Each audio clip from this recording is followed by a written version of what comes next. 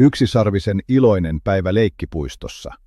Olipa kerran suloinen yksisarvinen nimeltään Halla, jolla oli värikäs harja ja iloinen hymy. Eräänä aurinkoisena aamuna Halla päätti lähteä leikkipuistoon, joka sijaitsi sateenkaaren toisella puolella.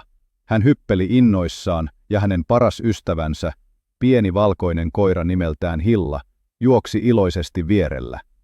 Kun Halla ja Hilla saapuivat leikkipuistoon, he huomasivat, että siellä oli paljon hauskoja paikkoja. Ensin Halla juoksi hiekkalaatikolle. Hän kaivoi pienellä lapiollaan ja rakensi upean hiekkalinnan, jossa oli torneja ja vallihauta.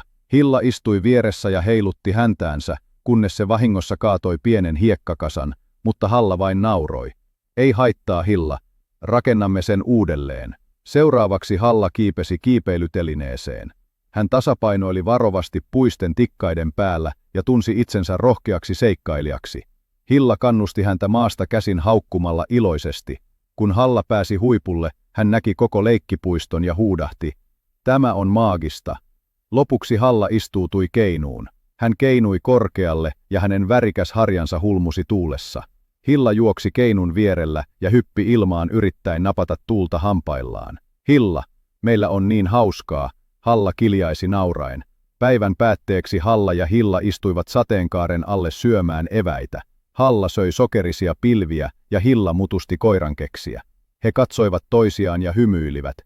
Tämä oli ollut paras päivä ikinä. "Huomenna tulemme uudestaan, eikö niin, Hilla?" Halla kysyi.